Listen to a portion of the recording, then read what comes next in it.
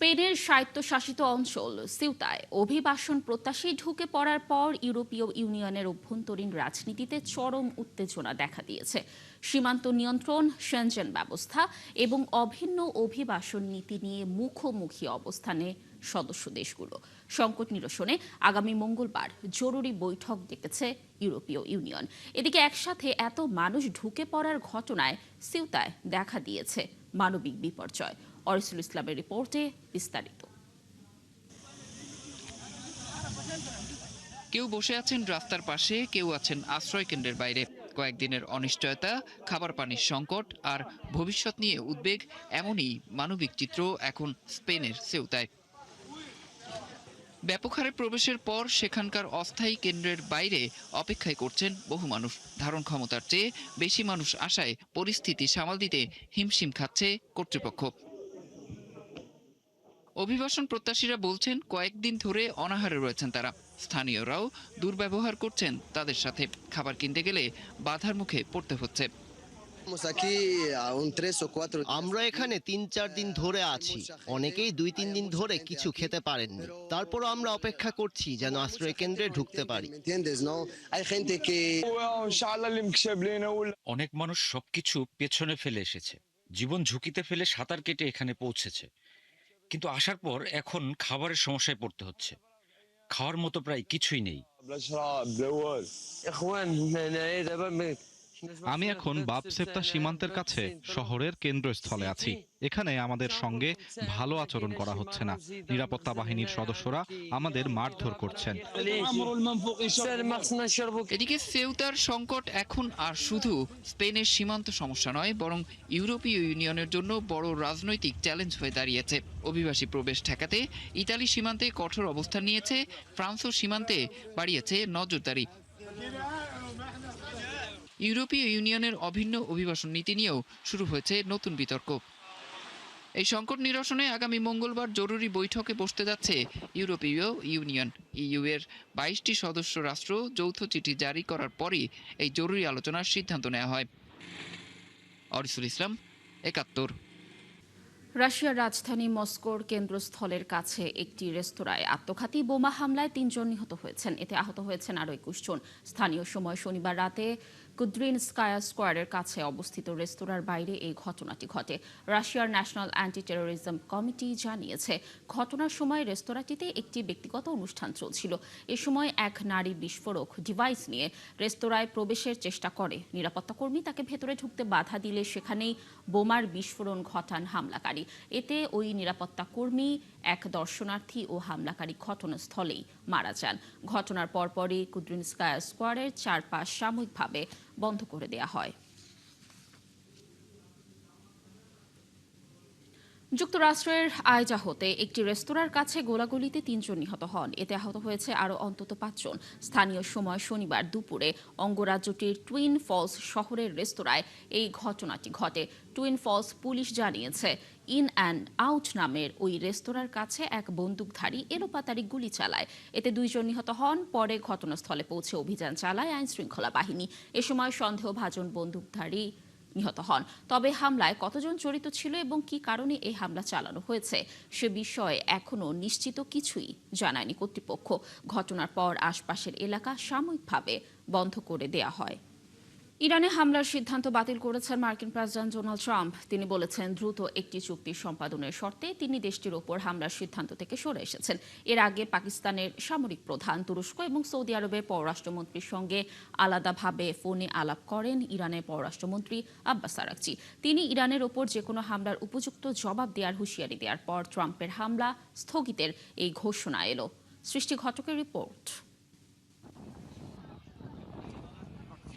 ইরানে বড় হামলার আশঙ্কায় সর্বোচ্চ সতর্ক অবস্থানে প্রস্তুতি নিচ্ছিল মধ্যপ্রাচ্যের দেশগুলো। বলা হচ্ছিল যে কোনো সময় শুরু হবে ভয়াবহ যুদ্ধ।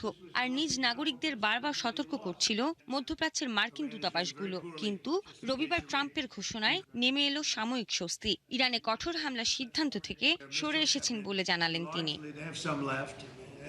ট্রাম্প দাবি করেছেন ইরান ও মধ্যপ্রাচ্যের কয়েকটি দেশের কাছ থেকে হরমুজ প্রণালী পুরোপুরি খুলে দেয়া এবং ইরানের পারমাণবিক হুমকির অবসান সংক্রান্ত একটি চুক্তির কাঠামোতে সমঝোতা হয়েছে এমন আশ্বাস পাওয়ার পর তিনি ইরানের উপর পরিকল্পিত বড় ধরনের হামলা স্থগিত করেছেন।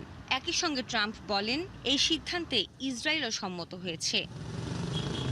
নিজের সামাজিক যোগাযোগ মাধ্যম ট্রুথ সোশ্যালে দেয়া এক পোস্টে ট্রাম্প জানান যুক্তরাষ্ট্র ইরানের বিরুদ্ধে এমন মাত্রার সামরিক শক্তি প্রয়োগের জন্য পুরোপুরি প্রস্তুত ছিল যা দ্বিতীয় বিশ্বযুদ্ধের পর আর দেখা যায়নি। এর আগে ইরানে যুক্তরাষ্ট্র ও ইসরায়েল হামলা চালালে তার কঠোর জবাব দেওয়ার হুঁশিয়ারি দেন দেশটির পররাষ্ট্রমন্ত্রী আব্বাস আরাকচি। পাকিস্তানের সামরিক প্রধান এবং তুরস্ক ও সৌদি আরবের পররাষ্ট্রমন্ত্রীর সঙ্গে আলাদাভাবে ফোনালাপে এ কথা জানান তিনি। এরপর সৌদি যুবরাজ মোহাম্মদ বিন সালমান ইরানের বিরুদ্ধে নতুন করে বড় ধরনের সামরিক অভিযান শুরুর পরিকল্পনা বাতিল করতে অনুরোধ জানান। এদিকে লোহিত সাগরে জাহাজ থেকে টোল আদায়ের দাবিটি অস্বীকার করেছে ইয়েমেনের হুথি বিদ্রোহীরা। একই সঙ্গে সম্পূর্ণ বিনামূল্যে জলপথটি দিয়ে সব ধরনের জাহাজ চলাচল করতে পারবে বলেও জানিয়েছেন তারা। সৃষ্টি ঘটক, ৭১। বাংলাদেশ সহ বিশ্বের ৫০টি দেশের নাগরিকদের জন্য ভিসা বন্ড কর্মসূচি স্থায়ী করতে যাচ্ছে যুক্তরাষ্ট্র। নতুন নিয়ম অনুযায়ী ব্যবসা ও পর্যটন ভিসার আবেদনকারীদের সর্বোচ্চ $২০,০০০ পর্যন্ত বন্ড জমা দিতে হতে পারে। ট্রাম্প প্রশাসনের বিজ্ঞপ্তিতে বলা হয়েছে B1 ও B2 ক্যাটাগরি ভিসা আবেদনকারীদের ক্ষেত্রে কনসুলার কর্মকর্তারা ভিসা ইস্যুর শর্ত হিসেবে সর্বোচ্চ $২০,০০০ পর্যন্ত বন্ড নির্ধারণ করতে পারবেন। এর আগে চালু থাকা পাইলট কর্মসূচিতে বন্ডের পরিমাণ ছিল $৫,০০০ থেকে সর্বোচ্চ $১৫,০০০। তবে নতুন নিয়মে $৫,০০০ বিকল্প বাতিল করে সর্বোচ্চ সীমা $২০,০০০ উন্নীত করা হয়েছে। আগামী ৩ আগস্ট থেকে নিয়মটি কার্যকর হওয়ার কথা রয়েছে।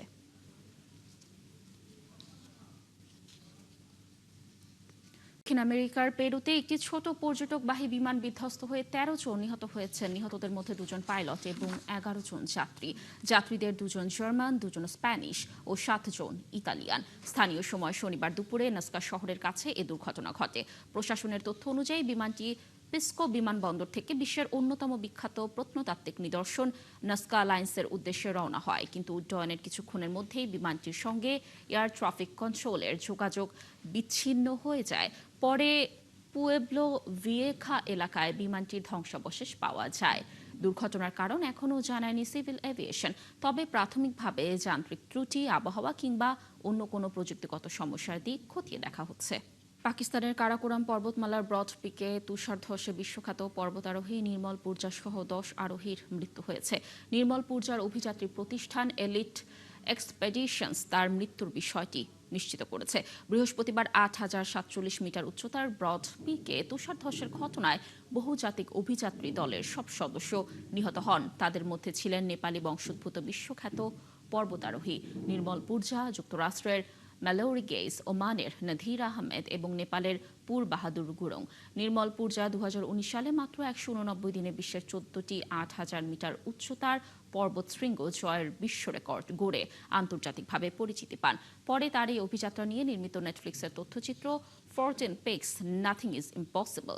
৪৩ বছর বয়সী এই পর্বতারোহী দীর্ঘ ১৬ বছর ব্রিটিশ সেনাবাহিনীতে দায়িত্ব পালন করেন। উদ্ধারকারীরা তুষার ধসের পর নিখোঁজ আরোহীদের খুঁজে বের করার চেষ্টা চালালেও শেষ পর্যন্ত জীবিত কেউই উদ্ধার হননি। দ্বিতীয় ৫ বছরের মেয়াদ শেষ করে চলতি বছরের ৩১ ডিসেম্বর দায়িত্ব ছাড়ছেন জাতিসংঘ মহাসচিব অ্যান্তনিও গুতেরেস। ১ জানুয়ারি দায়িত্ব নেবেন সংস্থাটির ১০ম মহাসচিব। এমন একটি সময় এই নেতৃত্ব পরিবর্তন হচ্ছে যখন গাজা, ইউক্রেন, সুদান ও ইরান ইস্যুতে কার্যকর ভূমিকা রাখতে না পারায় জাতিসংঘ তীব্র সমালোচনার মুখে। একই সঙ্গে অর্থ সংকট, যুক্তরাষ্ট্রের অর্থায়ন কমানো এবং নিরাপত্তা পরিষদের অচলাবস্থাও নতুন মহাসচিবের জন্য বড় চ্যালেঞ্জ হয়ে দাঁড়িয়েছে। আরও জানাচ্ছেন আরফাত ইসলাম। বিশ্বে যুদ্ধ, সংঘাত ও মানবিক সংকট মোকাবেলায় সবচেয়ে গুরুত্বপূর্ণ আন্তর্জাতিক প্রতিষ্ঠান জাতিসংঘের নেতৃত্বে আসছে পরিবর্তন। চলতি বছরের শেষেই দায়িত্ব ছাড়ছেন বর্তমান মহাসচিব অ্যান্তনিও গুতেরেস। নতুন মহাসচিব নির্বাচনের প্রক্রিয়া এরই মধ্যে শুরু হয়েছে। ১৯৪৫ সালে জাতিসংঘ প্রতিষ্ঠার পর থেকে মহাসচিবকে সংস্থার প্রধান প্রশাসনিক কর্মকর্তা হিসেবে উল্লেখ করা হলেও সময়ের সঙ্গে সঙ্গে এই পদ হয়ে উঠেছে বিশ্বের অন্যতম গুরুত্বপূর্ণ কূটনৈতিক দায়িত্ব। সংঘাত নিরসন, শান্তি আলোচনা, মানবিক সংকট মোকাবেলা এবং নিরাপত্তা পরিষদের নজরে আন্তর্জাতিক ইস্যু তুলে ধরাই তার প্রধান দায়িত্ব। যদিও মহাসচিবের নিজস্ব কোনো সেনাবাহিনী নেই এবং তিনি কোনো রাষ্ট্রকে সিদ্ধান্ত মানতে বাধ্য করতে পারেন না, তবে মধ্যস্থতা, শান্তিরক্ষী মিশন পরিচালনা এবং কূটনৈতিক উদ্যোগের মাধ্যমে আন্তর্জাতিক সংকট সমাধানে গুরুত্বপূর্ণ ভূমিকা পালন করেন। মহাসচিব নির্বাচনে 3টি অলিখিত নিয়ম সবচেয়ে গুরুত্বপূর্ণ। প্রথমত, বিশ্বের বিভিন্ন অঞ্চলের মধ্যে নেতৃত্ব ঘুরে আসে। দ্বিতীয়ত, নিরাপত্তা পরিষদের স্থায়ী 5 সদস্য যুক্তরাষ্ট্র, যুক্তরাজ্য, ফ্রান্স, রাশিয়া ও চীনের কোনো নাগরিক এই পদে আসতে পারেন না। আর সবচেয়ে গুরুত্বপূর্ণ হলো, নিরাপত্তা পরিষদের 5 স্থায়ী সদস্যের কেউ ভেটো দিলে সেই প্রার্থী নির্বাচিত হবার সুযোগ থাকে না। এবারে নির্বাচনে 6 জন প্রার্থী প্রতিদ্বন্দ্বিতা করছেন। তাদের মধ্যে 5 জনই লাতিন আমেরিকা ও ক্যারিবীয় অঞ্চল থেকে এবং 4 জন নারী প্রার্থী রয়েছেন। আলোচনায় আছেন চিলির সাবেক প্রেসিডেন্ট মিশেল ব্যাশেলে, ইকুয়েডরের মারিয়া ফার্নান্দা এসপিনোসা, আন্তর্জাতিক আণবিক শক্তি সংস্থার প্রধান রাফায়েল গ্রোসি, কোস্টারিকার রেবেকা গ্রিনস্প্যান, গায়নার ক্যারোলিন রদ্রিগেজ বার্কেট এবং সেনেগালের সাবেক প্রেসিডেন্ট ম্যাকি সাল। প্রার্থীদের উন্মুক্ত বিতর্কের পর নিরাপত্তা পরিষদ একাধিক গোপন স্ট্র পোলের মাধ্যমে গ্রহণযোগ্য প্রার্থী বাছাই করবে। 5 স্থায়ী সদস্যের কেউ আপত্তি না জানালে নিরাপত্তা পরিষদ সেই নাম সাধারণ পরিষদে সুপারিশ করবে।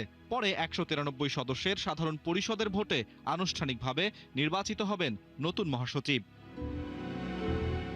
নতুন মহাসচিব দায়িত্ব নেবেন এমন এক সময়ে যখন জাতিসংঘ ইতিহাসের অন্যতম বড় আর্থিক সংকটের মুখে। যুক্তরাষ্ট্রের বকেয়া অর্থায়ন, বাজেট সংকোচন, কর্মী ছাঁটাই এবং গাজা, সুদান, ইউক্রেন সহ বিভিন্ন সংঘাতে নিরাপত্তা পরিষদের অকার্যকারিতা সংস্থাটির বিশ্বাসযোগ্যতাকেও প্রশ্নের মুখে ফেলেছে। ফলে আগামী মহাসচিবের সামনে শুধু প্রশাসনিক দায়িত্বই নয়, বরং আন্তর্জাতিক কূটনীতি, বহুপাক্ষিক সহযোগিতা এবং জাতিসংঘের কার্যকারিতা পুনরুদ্ধারের কঠিন চ্যালেঞ্জও অপেক্ষা করছে। আরাফাত ইসলাম, ৭১। দর্শক, এই ছিল এখনকার আয়োজনে বিশ্বের নতুন নতুন খবর ও বিশ্লেষণ নিয়ে পরবর্তী বিশ্বযোগ আবারও হাজির হবে আগামীকাল সকাল 9:30টায়। সরাসরি সংবাদ অনুষ্ঠান দেখতে চোখ রাখুন ৭১-এর ফেসবুক পেজে এবং সাবস্ক্রাইব করুন ৭১-এর ইউটিউব চ্যানেল। ৭১-এর সাথে থাকুন।